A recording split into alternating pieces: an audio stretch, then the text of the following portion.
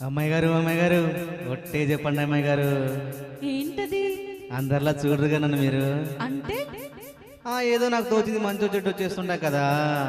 అయితే అయినా నా మీద ఎప్పుడైనా కోపం వస్తుందా మీకు? రాదులే. అంటే అంటే నేనంటే నువ్వంటే మీకెంతో నాకెంతో ఇష్టం అన్నమాట. ఇవ్వాలైన మీరు ఏది అది అమ్మాయి గారు.